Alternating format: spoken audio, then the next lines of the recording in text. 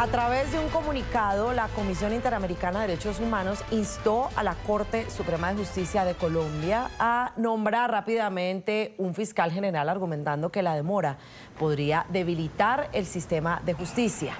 Además, la CIDH destacó la importancia de que el Poder Ejecutivo garantice un proceso sin interferencias.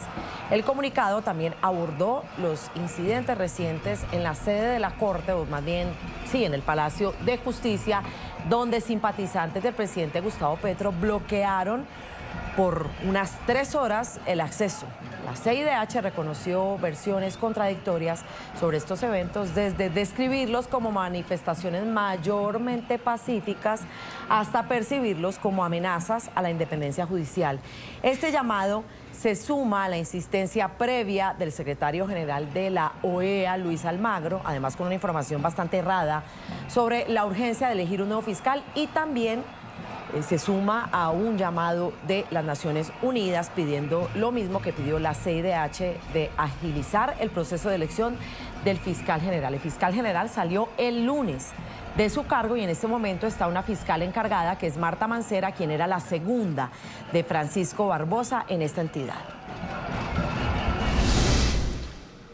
Por lo tanto, la Comisión Interamericana de Derechos Humanos alienta al Tribunal Supremo de Justicia a cumplir con su deber constitucional y finalizar el proceso de la selección de la persona titular de la Fiscalía General de la Nación a la mayor brevedad posible. Asimismo, insta al Poder Ejecutivo a garantizar las condiciones para que dicho proceso culmine sin interferencias. Finalmente, hace un llamado a todos los estamentos del Estado a priorizar la institucionalidad democrática colombiana en el ejercicio de sus funciones. La comisión toma nota del compromiso presentado por el Estado de que a través del Poder Ejecutivo se brindarán todas las garantías y condiciones necesarias para que la Corte Suprema de Justicia, en el marco de sus funciones, elijan a la persona titular de la Fiscalía General de la Nación, bajo los preceptos de imparcialidad e institucionalidad. Saludamos hasta ahora en Washington a Paloma Valencia, senadora del Partido de Oposición Centro Democrático. Senadora, bienvenida a NTN 24. Sabemos que varios de ustedes están ahí precisamente en Washington, D.C. para acudir también a la Corte Interamericana de Derechos Humanos. Bienvenida a la mañana. Muchísimas gracias, Carla. Un saludo especial para ti y para toda la teleaudiencia. Pues, senadora, son demasiados temas, pero quiero arrancar precisamente por estos pronunciamientos de estas organizaciones. Estamos hablando inicialmente Almagro de la OEA, que además con un comunicado que luego tuvo que echar para atrás porque estaba totalmente desinformado con lo que estaba pasando. Seguidores del presidente Gustavo Petro, invitados y motivados y alentados por él mismo a ir a la Corte Suprema a presionar y a encerrar y a dejar 4 horas a los magistrados, personal y la prensa sin salir, más este más reciente de la CIDH y uno también de hace unas pocas horas por parte de las Naciones Unidas. Pero es que me llama la atención ese comunicado de la CIDH, una institución que debe defender los derechos humanos y que además se presume tan seria, con un montón de imprecisiones. Habla de un cronograma oficial supuestamente de la Corte para elegir el fiscal, que la Corte tiene que elegir el fiscal el 7 de diciembre, cosa que no es cierta porque la elección del fiscal en Colombia no tiene ningún término. 2, el envío oportuno, supuestamente por parte del presidente Gustavo Petro el 2 de agosto, fue enviada el 2 de agosto, pero recordemos que el 26 el presidente Petro cambió la terna. Y además dice, no hubo acuerdo político y no hubo quórum. Es que el comunicado de la CIDH da vergüenza porque está lleno de errores, de imprecisiones y además de unas, perdón la palabra, de unas falacias, senadora. Esto es muy grave, esta injerencia de estos organismos en procesos colombianos. Pues lo primero, Carla, es eso. Es que uno no entiende por qué organismos internacionales están decididos a intervenir en asuntos internos de Colombia. Si la elección de un fiscal general por parte de la Corte Suprema no es un asunto interno, pues entonces no estamos en nada. Yo creo que aquí hay que entender que aquí hay un comportamiento indebido por parte de esas organizaciones internacionales. Pero lo segundo es la manera tan equivocada como están interviniendo.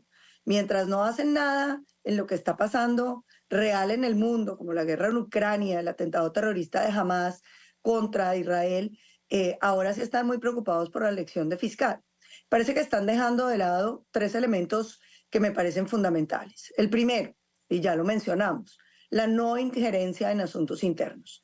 Creo que está muy mal que organismos internacionales estén presionando a la Corte Suprema de Justicia para elegir fiscal, cuando, como usted lo mencionó, es un proceso normal que ha tenido dilaciones en todos los gobiernos de 4 meses, de 16 meses, de diferentes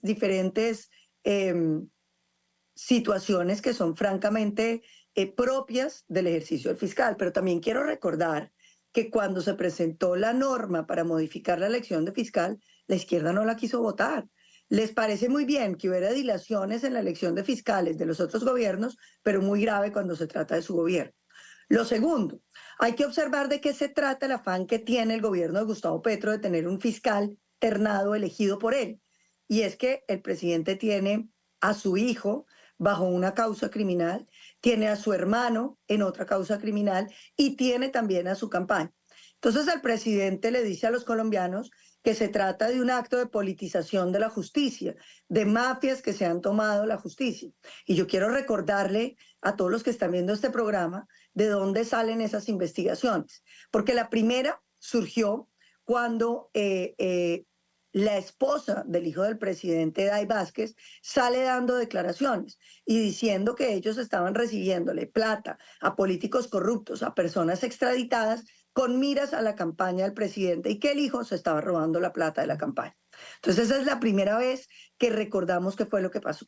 La segunda vez, que es el segundo escándalo, fue la filtración de videos de parte de la campaña de Gustavo Petro, donde el país conoció que miembros de la campaña y el hermano del presidente estaban visitando las cárceles de Colombia a cambio de impunidad, ofrecían todo tipo de beneficios a los delincuentes para que les ayudaran en la campaña.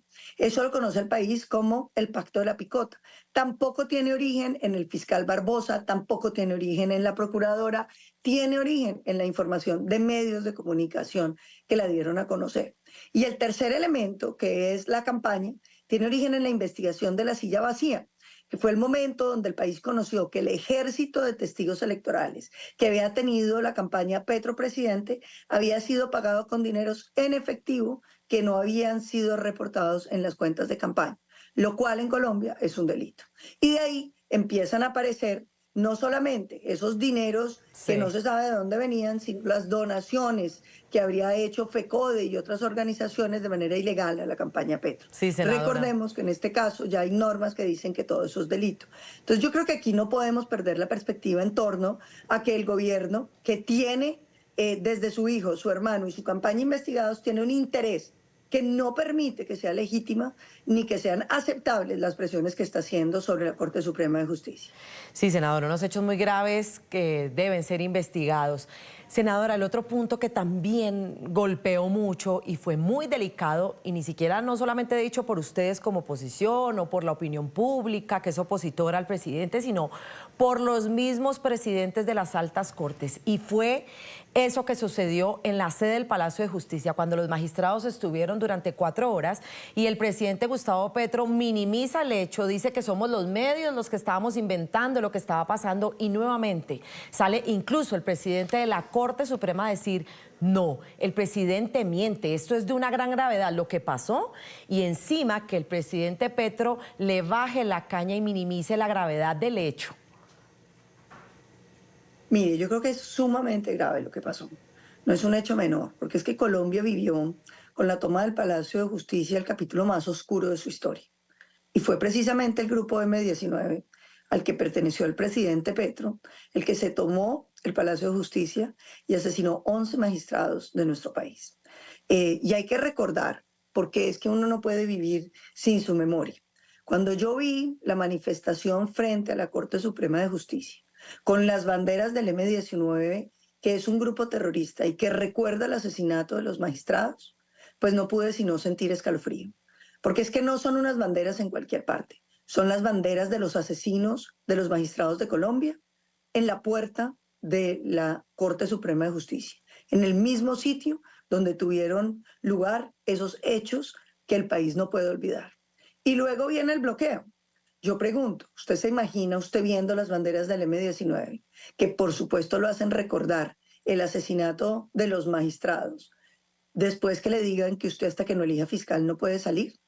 Eso sonaba casi un secuestro. sonaba una amenaza, que salió bien porque al final no hubo heridos, pero eso es totalmente coyuntural. Igual hubiera podido salir mal, igual hubiera podido terminar con unas cosas muchísimo más graves. Y yo no creo que se pueda minimizar una cosa de ese tamaño. Ni el M-19 es un chiste, ni es un recuerdo que no genere pánico entre los colombianos, la toma y asesinato de los magistrados de la Corte Suprema de Justicia por parte de ese grupo. Y retenerlos para impedir su salida, pues es una violencia absolutamente espantosa. Y yo creo que gran parte del problema que estamos viendo en estas organizaciones internacionales es la pretensión de minimizar lo que ocurrió, diciendo que se trataba de protestas pacíficas y que más o menos no pasó nada. Yo creo que no. Aquí lo que tenemos es una cosa muy grave, con una cosa, Carla, que yo creo que sí tenemos que señalar, y es cómo el gobierno planeó todo esto, y no solamente planeó, sino que ya tenía los comunicados listos con las organizaciones multilaterales. Es decir, claramente aquí hubo un gobierno que no solamente llamó a la manifestación, sino que llamó a las organizaciones internacionales en calidad de gobierno a que sacaran comunicados a su favor diciendo lo que ellos querían. ¿Y sabe qué es lo que preocupa más? Que las organizaciones multilaterales sean tan gobiernistas. Porque yo creo que está muy bien que las organizaciones multilaterales, por supuesto, atiendan al gobierno, pero tienen que atender la voz de los colombianos. Senadora. Y por eso es que nosotros estamos aquí en Washington, Claro. porque no puede ser que las versiones mentirosas de un gobierno en torno a que es que la Corte les está dando un golpe, cuando en realidad lo que tenemos es un gobierno amenazando la Corte Suprema de Justicia, queden como que no existen. Porque yo creo que los colombianos estamos estupefactos, en nuestra gran mayoría, viendo las declaraciones de las organizaciones internacionales que nada tienen que ver con la realidad que está viviendo el país. Senadora, me quedan 30 segundos, por favor. La agenda para hoy de ustedes como senadores colombianos en Washington, ¿van a sostener reuniones con quién?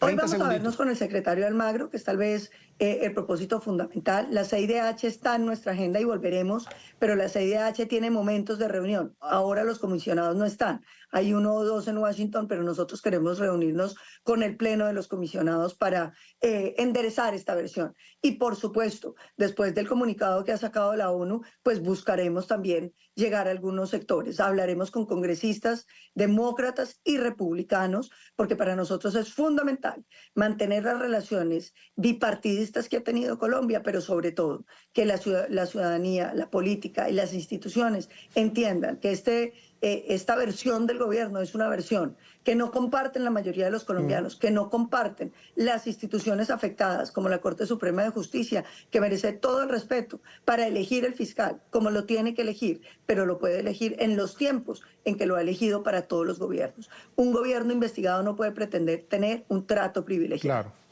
En pantalla, Paloma Valencia, senadora del Partido de Oposición de Colombia, Centro Democrático, a quien le agradezco mucho, senadora, haber compartido con nosotros estos minutos. Éxito, será hasta la próxima. Muchísimas gracias. Un feliz día para todos. Hasta pronto.